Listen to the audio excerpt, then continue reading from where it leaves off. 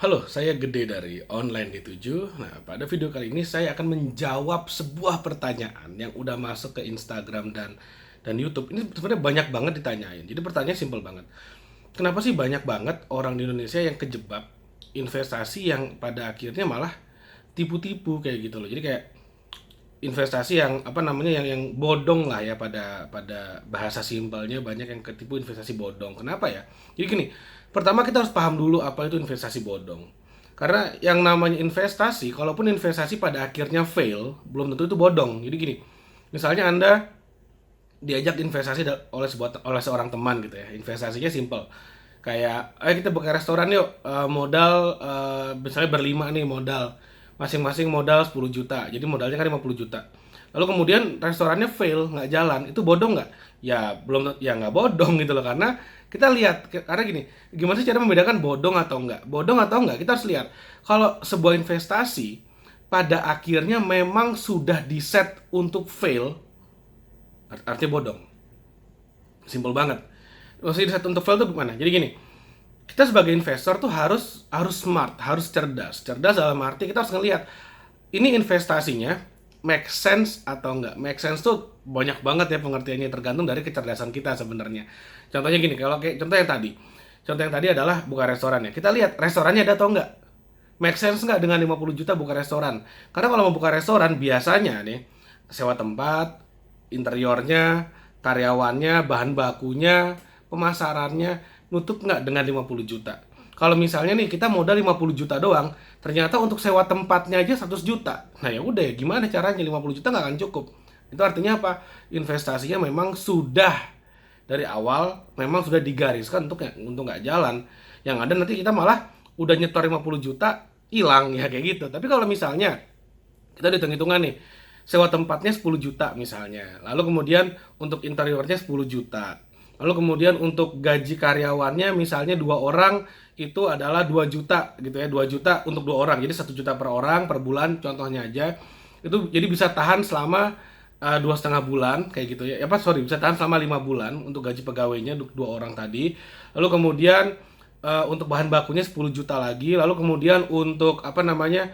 Untuk biaya lain-lainnya misalnya 10 juta lagi. Jadi artinya apa? Dengan 10 juta itu udah bisa running bisnisnya di awal.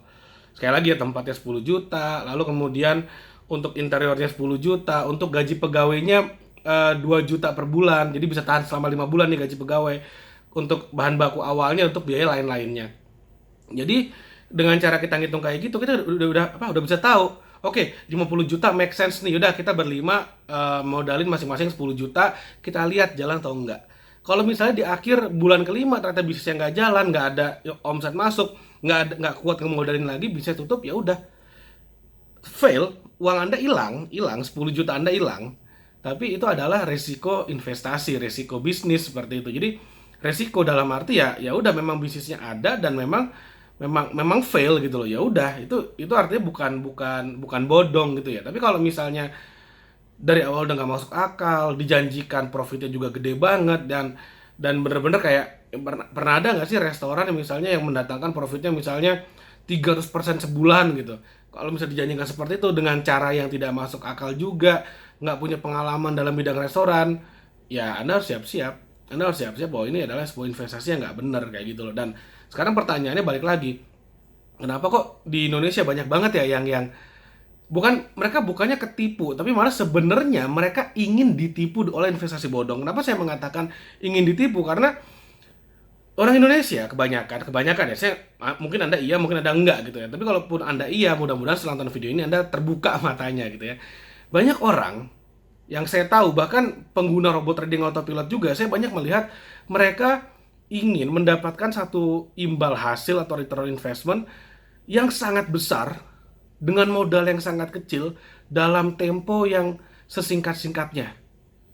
Jadi yang mereka inginkan adalah hasil yang sangat besar. Jadi kalau misalnya dikatakan, oh ini profitnya real misalnya, mengikuti kondisi pasar, oh nggak mau ini terlalu lambat, saya maunya yang jauh lebih cepat. Nah, greedy inilah yang menyebabkan kenapa banyak orang Indonesia yang akhirnya memilih berinvestasi di investasi yang bodong seperti itu. Yang bodong dalam arti yang bisa menjanjikan profit yang fantastis, misalnya 5% per hari, 10% per hari. Wah, mereka tertarik banget. ketika karena gini, saya udah lihat sendiri, saya pernah ngetes, saya pernah nyoba gitu ya, saya pernah ngetes. Jadi ketika misalnya ada sekelompok orang yang ditawarin 10% sehari, mereka nggak mikir apa-apa, langsung langsung matanya hijau, langsung pada join semua. Tapi ketika misalnya ditawarin sebuah peluang investasi yang real, dalam arti ini loh, secara umum biasanya profitnya segini, maka ini juga profitnya segini, tapi dengan berbagai kemudahan, mereka nggak mau. Contohnya robot trading forex atau pilot, ini contoh real yang benar-benar yang saya lakukan sendiri. Ketika saya menawarkan, misalnya nih profitnya antara 20 sampai 60% setahun, saya bilang bisa di bawah 20%, bisa di atas 60%, tergantung kondisi pasar. Orang akan bilang apa? Oh, bisa ya di bawah 20% ya. Oh, ini kecil banget nih, jelek banget, lambat. Banyak yang bilang kayak gitu. Padahal this is real gitu. Real artinya yang mengikuti kondisi pasar. Kalau kondisi pasarnya jelek ya profitnya kecil. Tapi ketika misalnya contohnya ada yang nawarin sebuah investasi apapun itulah, lalu dibilang, oh ini sehari 1% fix dijamin pasti loh. Tanpa kita mau mikir gimana caranya, mereka langsung, oh ya saya mau. Padahal mereka nggak tahu 1% sehari dari mana. Ingat loh, yang namanya kita bisnis, yang namanya investasi, itu pasti ngikutin kondisi pasar. Nggak usah apapun deh, mau properti sekalipun yang katanya harganya pasti menaik, ketika pasarnya lagi jelek ya kita mau jual cepat ya turun juga kok nilainya. Ada nggak sih orang yang jual properti malah rugi? Banyak. Orang yang jual properti malah dijual di bawah harga belinya banyak juga karena kondisi kepepet. Kondisi pasar lagi nggak memungkinkan untuk kita dapat profit. Sangat-sangat mungkin sekali. Jadi kita harus apa ya? Sebenarnya kita harus cerdas sebagai seorang investor, sebagai seorang yang ingin berinvestasi, kita harus cerdas. Kita harus tahu aturan mainnya, hukum alamnya deh. Hukum alamnya tuh gini, satu, resiko pasti ada dan resiko maksimal yang mungkin terjadi adalah sebesar modal kita. Contoh awal tadi, buka restoran, kita modal 10 juta. Resiko terburuk apa sih? 10 jutanya hilang, selesai. Kalau misalnya kita mau investnya 1 miliar, kemungkinan terburuk apa sih? 1 miliarnya hilang, selesai. Itu kemungkinan terburuk yang mungkin terjadi.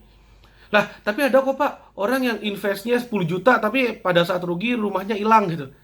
Itu karena dia invest duitnya sendiri 10 juta, rumahnya dijadikan agunan untuk pinjaman di investasi tersebut. Jadi mungkin gini, dia harus invest 100 juta. 10 juta pakai uangnya sendiri, 90 jutanya minjem yang diagunkan rumahnya. Ketika investasinya hilang, ya udah rumahnya hilang, selesai. Kayak gitu. Makanya saya menyarankan termasuk kepada para user robot trading autopilot saya. Jadi kalau misalnya kita invest itu pakailah modal uang dingin seperti itu loh. Pakailah modal uang dingin. Di mana-mana orang, kalau orang-orang yang ketika kita mau mencoba mulai sesuatu investasi yang kita belum ngerti, cobalah pakai uang dingin dulu. Uang dingin dalam arti ya kita tes kecil dulu gitu loh. Kalau mampunya hanya 1 juta ya 1 juta dulu aja, $100 dulu aja. Cobalah dengan yang kecil dulu. Ketika kita udah mengerti aturan mainnya, barulah kita mulai mencoba lebih besar lagi. Orang yang sukses, yes, mereka pakai utang untuk berinvestasi, tapi mereka udah memiliki kecerdasan finansial sehingga ketika investasinya gagal, nggak bisa menghasilkan uang untuk membayar hutangnya, mereka udah punya plan B sebenarnya. Mereka udah punya plan B, mereka harus ngapain, mereka melakukan apa, sehingga ketika investasinya gagal, mereka bisa bayar utang pakai sumber dana yang lain, seperti itu. Mereka punya bisnis yang bisa bayar utang mereka ketika utang mereka untuk investasi gagal. Sesimpel itu. Jadi banyak orang yang udah mikir ingin profitnya gede duluan, akhirnya gelap mata, ikut sebesar-besarnya, pinjem uang sana-sini ketika investnya gagal. Dan semua investasi apapun itu termasuk robot trading autopilot. Sekali lagi saya katakan, termasuk robot trading autopilot tetap bisa loss. Kalau saya ngomong gamblang aja. Loh, tapi kan ini produk lu sendiri, emang nggak yakin dah? Ya saya yakin, saya pakai, makanya saya promosikan. Tapi tetap bisa loss. Makanya di sini menuntut kecerdasan finansial dari para usernya. Ingat, kalau kita menjadi user, Anda menjadi user, artinya Anda seorang investor. Anda harus cerdas. Seperti itu. Oke, mungkin itu yang bisa saya share dalam video kali ini. Jadi kesimpulannya adalah, kalau misalnya kita ingin invest, kita harus mengerti bagaimana caranya, ngerti aturan mainnya, termasuk bagaimana menyelamatkan diri kita ketika terjadi sesuatu dengan investasi kita. Nggak ada investasi yang 100% safe. Kalau ada, berarti yang nawarin nggak jujur gitu aja. Nggak ada yang namanya 100% safe. Yang kalau misalnya dibilang, oh ini 100% aman, oh ini nggak jujur berarti. Sesimpel itu. Tetap risiko terburuk adalah modal kita loss, apapun investasinya. Kalau Anda merasa video ini bermanfaat, silakan Anda like videonya dan Anda share videonya. Dan jangan lupa Anda subscribe channel online D7 TV ini, karena saya akan sharing tips jurus strategi tentang bagaimana caranya untuk meningkatkan kecerdasan finansial Anda sehingga Anda bisa menjadi lebih sukses lagi secara finansial ke depannya. Dan satu informasi, kalau misalnya Anda ingin belajar bagaimana cara membangun peternakan uang, silakan Anda lihat linknya di bawah video ini. Atau kalau misalnya Anda pengen tahu tentang robot trading autopilot, Anda juga bisa lihat di bawah ada linknya dan ada kontak personnya. Anda bisa tanya-tanya. Anda bisa tanya sepuas-puasnya, sejelas-jelasnya. Belajar dulu sebelum Anda take action. Belajar dulu sebelum Anda take action. Anda tanya dulu sejelas-jelasnya, baru kemudian kalau Anda cocok, baru Anda take action. Kalau enggak, this is not for you. Seperti itu. Oke, thank you. Sampai ketemu lagi di video berikutnya.